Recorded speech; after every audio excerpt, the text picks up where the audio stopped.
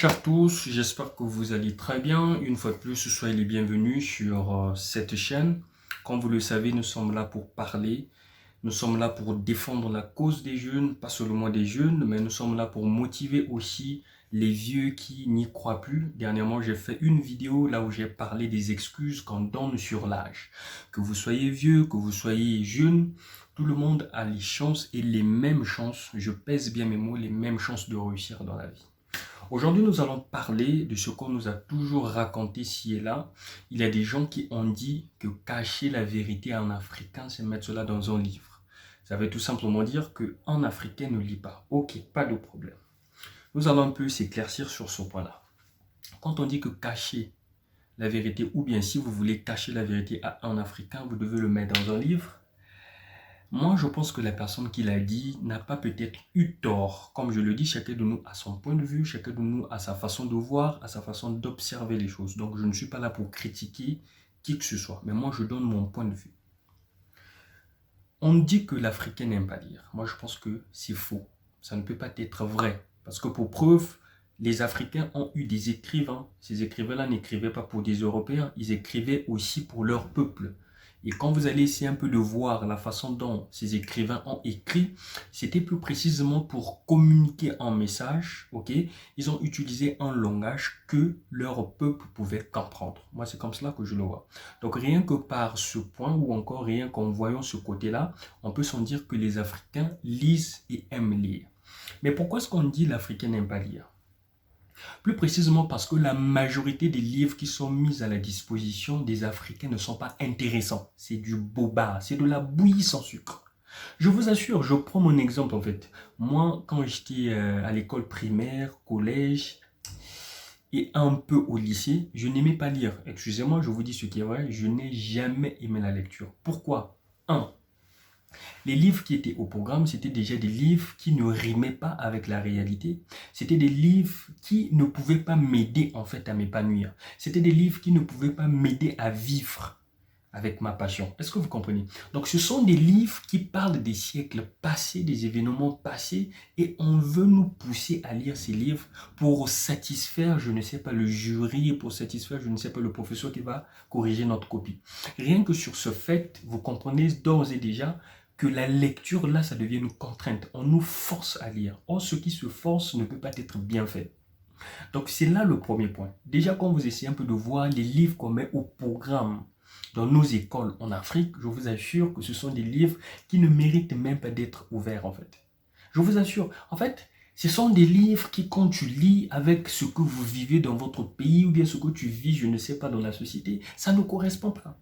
Or, la lecture devient intéressante quand tu lis un livre qui peut t'aider, quand tu lis un livre qui peut t'orienter vers la perfection de ce que tu veux faire, c'est là la lecture devient intéressante.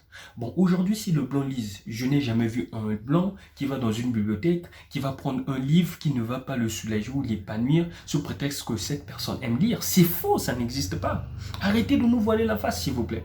Donc, en fait, c'est une façon de dire que l'Africain n'aime pas lire, parce que le blanc, on peut trouver une bibliothèque dans sa maison, parce que le blanc, il lit toujours, des journaux, tout ça. Mais attends, si aujourd'hui dans le journal, on me parle des bombes, des bombardements, je ne sais pas, des tueries, je ne suis pas obligé de lire ça. Parce que ça va affecter mon cerveau. Ça va affecter, en fait, ma pensée ou encore ce que je veux faire, cela va me faire peut-être peur. C'est cela en fait le problème. Je prends l'exemple, je suis parmi les rares personnes qui suivent la télé. Parce que moi je me dis que tout ce qui se passe à la télé, ce sont des trucs programmés, ce sont des trucs qu'on vous projette pour vous mettre dans un taudis quelconque. C'est là en fait le problème. C'est à peu près aussi avec les livres. Aujourd'hui, un écrivain qui écrit son livre, qui parle, je ne sais pas, la guerre, au génocide, je ne sais pas dans quel pays, face à ce livre, je serais paresseux. Parce que déjà quand je vois le titre, et quand j'imagine le contenu, je dis que ceci va m'affecter de le mauvais sens. Est-ce que vous comprenez? Donc c'est ce qui se passe avec les Africains. Si vous voulez reconnaître le talent ou encore ce côté caché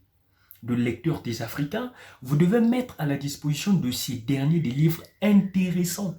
Pas des livres qu'on voit Mamadou Tap, je sais pas, Binitel et tout comme ça. Attends, déjà, il y a la bagarre à l'école primaire. Donc, à l'école primaire, il y a un livre qui te parle déjà de la violence. Et puis, tu veux que je puisse lire un des livres ou tu veux que je puisse donner cela à mon enfant à lire pour qu'il soit bandit demain. Et puis, qu'est-ce qu'on ne dira pas? Bref, moi, je pense que la lecture, c'est d'abord une passion. Et il y a quelqu'un qui m'a dit que tous les problèmes du monde trouvent leur solution dans des livres. Mais on ne peut pas lire tous les livres du monde parce qu'on n'a pas tous les problèmes du monde.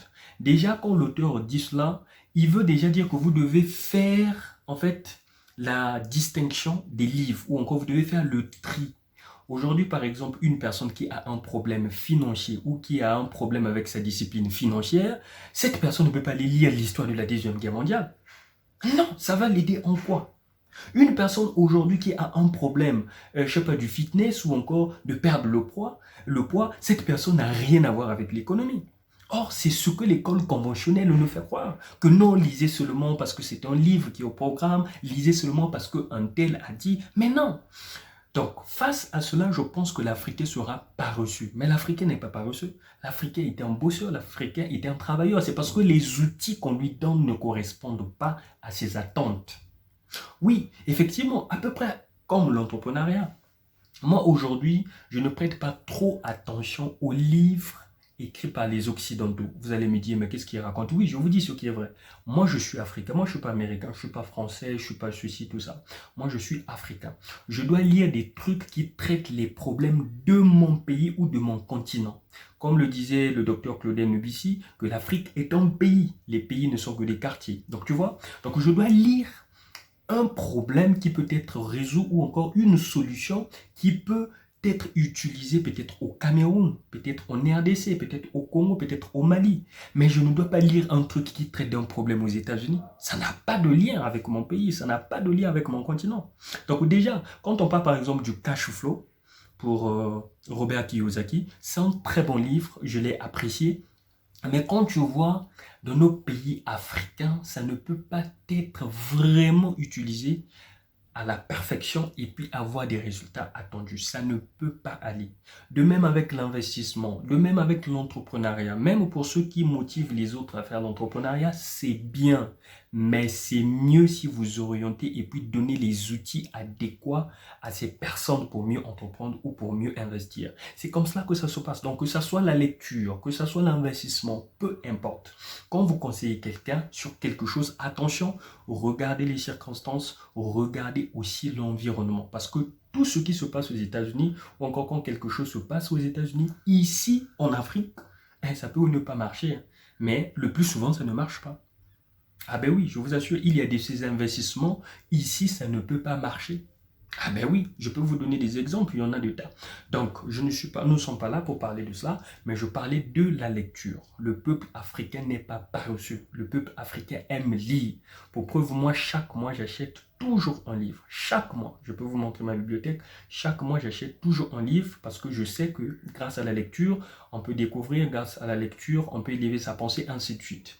Mais j'achète des livres qui traitent mes problèmes. Eh oui. J'achète des livres qui traitent mes problèmes. Je ne peux pas acheter un livre qui raconte, je ne sais pas, la vie de quelqu'un parce que déjà cela ne va m'aider en rien. Donc c'est cela en fait. Arrêtez d'utiliser des slogans qui n'ont pas de sens. Arrêtez de raconter des choses qui ne peuvent pas aider votre voisin. Ok? Donc le peuple africain aime lire, comme j'ai su le dire tantôt, mais ce dernier ou encore ce peuple n'a pas des outils adéquats pour s'épanouir en fait dans la lecture. C'est cela en fait. Donc merci beaucoup de m'avoir suivi. Certainement qu'il y aura des commentaires ou des réactions de votre part. Prière de me le faire savoir. Nous sommes là pour s'informer et se former sur différents domaines de la vie. Une fois de plus, n'oubliez pas de vous abonner sur notre page Facebook Les Exclusites, parce que là nous sommes en train de parler des 120 règles, les 120 règles d'or du travail. Nous allons essayer un peu de voir cela parce qu'il faudrait qu'on aide aussi ceux qui sont dans ce domaine-là. Hein. Tout le monde ne peut pas être entrepreneur, certainement je vais faire une vidéo là-dessus. Tout le monde n'est pas appelé à être entrepreneur. Il y a des gens qui ont des capacités dans le travail, il y a des gens qui ont des capacités à bien exécuter le travail. Il faudrait aussi qu'on aide ces personnes-là à être excellents dans leur travail. Et effectivement, bon, d'ailleurs moi-même qui vous parle, donc c'est un peu cela.